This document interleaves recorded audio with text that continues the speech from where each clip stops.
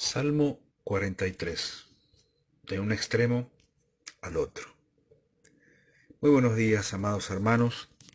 En esta mañana continuamos con el estudio del libro de los Salmos y tal como acostumbramos repasamos los últimos tres y recordamos en resumen lo siguiente. El Salmo 40 es una alabanza, un canto de gratitud a Dios por la liberación divina. El Salmo 41 es una oración de gran necesidad, recuperar la salud.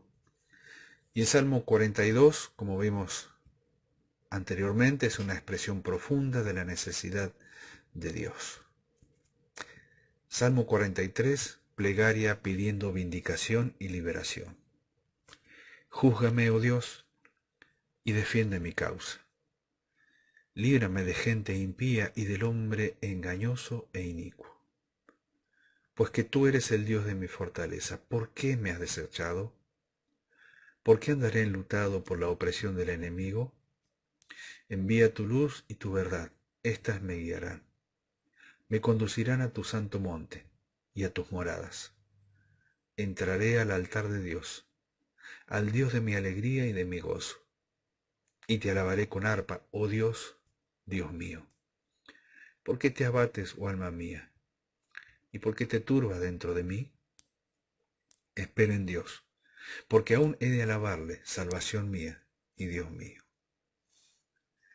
Este salmo, escueto en su extensión, pero no en su contenido, ya sea que es parte del salmo anterior, el 42, o deba estar conectado estrechamente a este, es la culminación perfecta del pensamiento del salmista expresado a través de diferentes preguntas.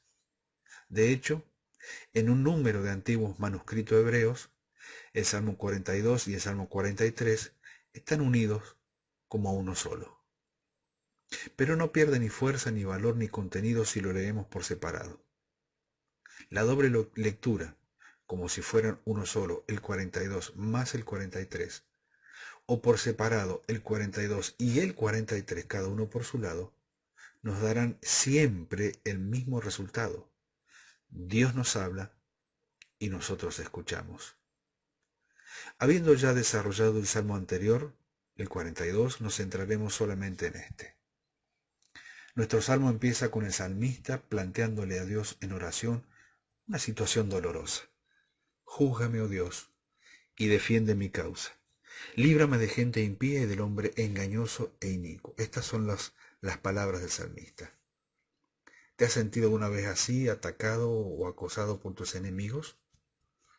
El salmista siente su vida miserable a causa de este ataque y se dirige a Dios pidiéndole que le vindique, le defienda, que en definitiva le libre de este problema. Puede que te sientas identificado con esta situación o puede que más bien sientas que tus enemigos, los que te persiguen, no son personas de carne y hueso. Hay quien se siente atacado por la enfermedad y pide a Dios sanidad. Hay quien se siente atacado por circunstancias adversas en su vida que le han hecho perder la paz. Muy a menudo hay quien siente que el enemigo que le agobia es su propio pecado y pide liberación para poder vivir una vida de acuerdo con la voluntad del Señor, pero se siente derrotado y oprimido. No importa cuál sea tu caso, lo cierto es que esta es una experiencia universal a causa de nuestra debilidad. ¿Quién no se ha sentido alguna vez agobiado por un determinado enemigo? Y si cree en Dios, ha clamado, mira mi situación, mira mi enfermedad, mira cómo me amenazan o me calumnian, mira cómo me tratan con injusticia, mira cómo hacen daño, defiéndeme, líbrame, oh Dios. Hasta aquí es todo normal, esto es muy natural. Pero a continuación es donde observamos el drama que se está desarrollando en el corazón del salmista. Pues que tú eres el Dios de mi fortaleza. ¿Por qué me has desechado? ¿Por qué andaré enlutado por la opresión del enemigo? ¿Cómo es posible esto? Es decir, no es ya solo la angustia que me causan mis enemigos lo que me atormenta, sino que lo que de verdad ensombrece mi corazón es que tú no me defiendas. ¿No eres acaso tú mi fortaleza?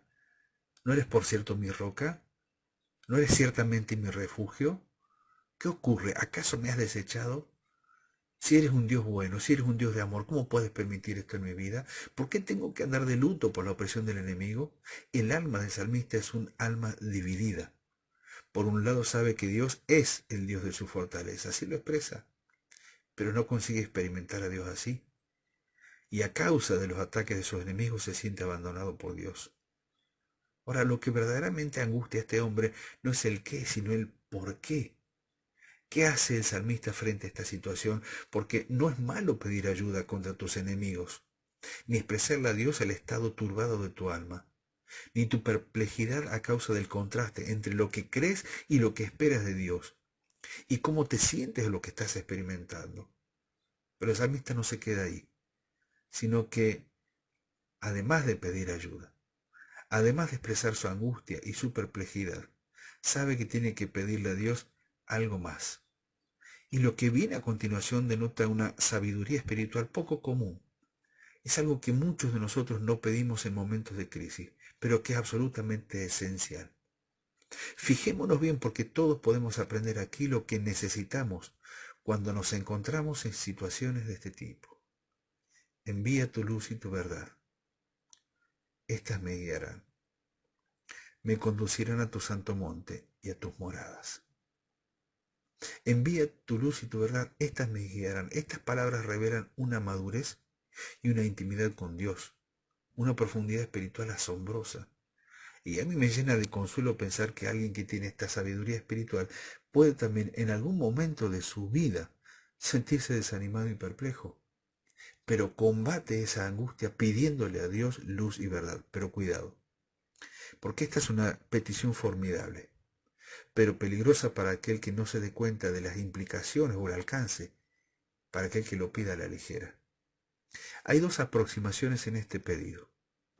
Una aproximación superficial nos diría: Dios, envía tu luz que revele la injusticia que me están haciendo y tu verdad para que todos vean la maldad de mis enemigos y así yo, vindicado y liberado, me dirigiré a la casa de Dios a alabarle por haberme defendido. Esa es una primera mirada.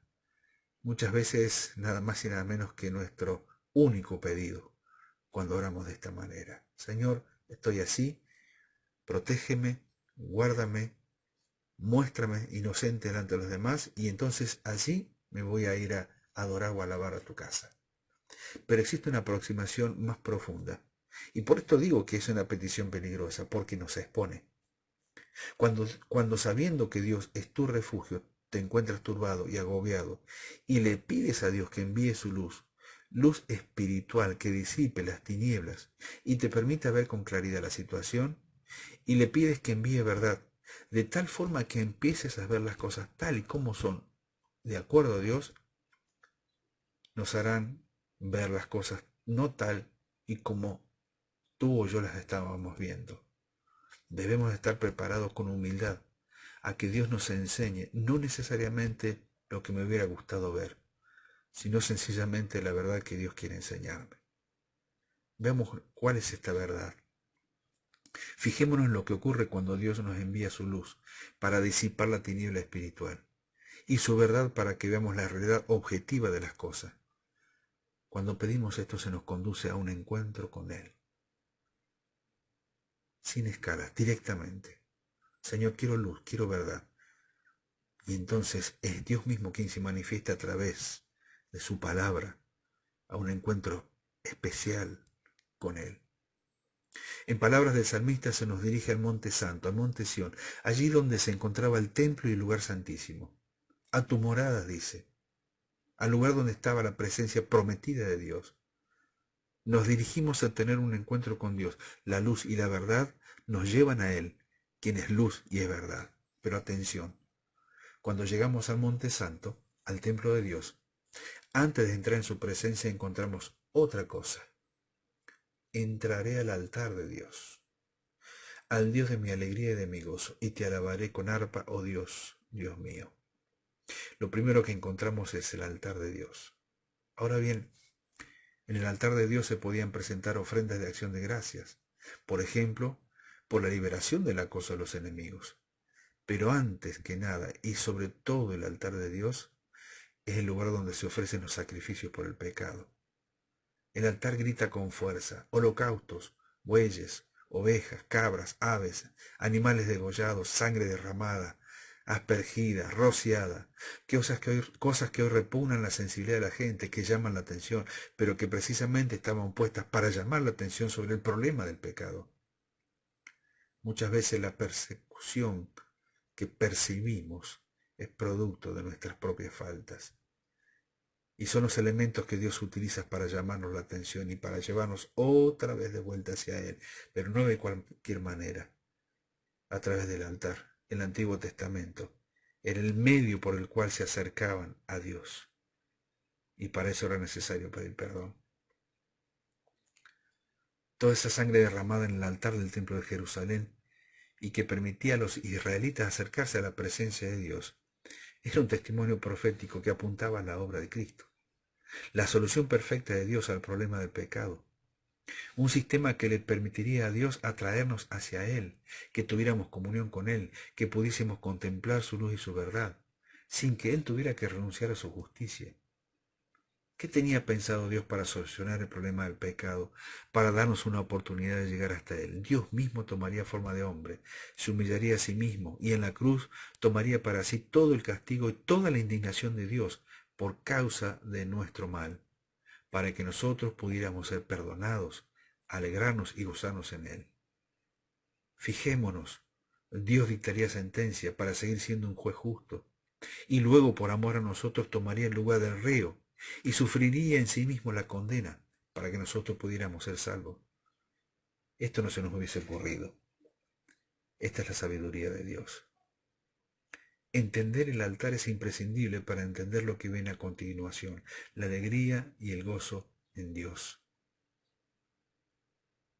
Pasar por el altar significa tener un encuentro con Cristo. Hijitos míos, estas cosas os escribo para que no pequéis.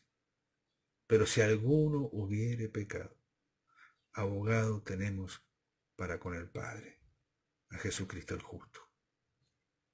Todas nuestras situaciones pasan por la obra de Cristo.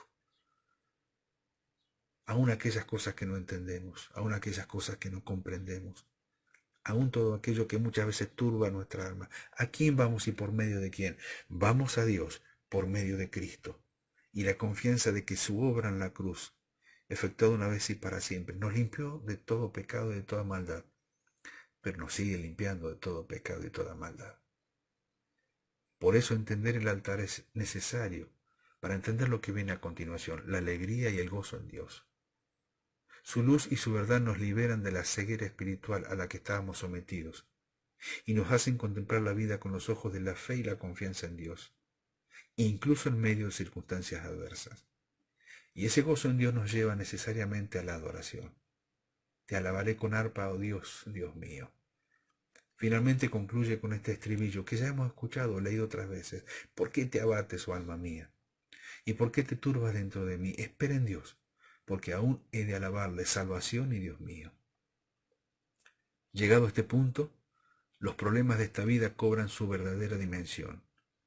Nuestra alma encuentra la fuente de su gozo y su alegría, y en vez de preguntarnos acerca de si Dios nos ha desechado, podemos decir que en realidad otra vez lo hemos encontrado. Él siempre estuvo ahí, al alcance de nuestra experiencia, al alcance de nuestro pedido, al alcance de nuestra oración. Querido hermano, si usted tuviera que escribir el Salmo 43, ¿qué escribiría? ¿Qué pregunta le haría a Dios marcando su problema, su necesidad o su situación? ¿Está listo para entrar en el altar de Dios y quedar expuesto ante su luz y su verdad? Es decir, que Él nos muestre nuestra realidad. ¿Estamos dispuestos a querer ir de un extremo al otro? Es decir, desde la incertidumbre inicial a la seguridad final. En el medio tenemos que pasar por el altar. Si está en la Biblia es porque se puede. Forma parte de nuestras experiencias espirituales. Y en cada una de ellas, Dios nos espera para cambiarnos, para hacer distinta nuestra salida a como habíamos llegado. Del temor a la fortaleza, de la duda a la seguridad y de la queja a la alabanza. Queridos hermanos, Que el Señor nos bendiga en esta mañana.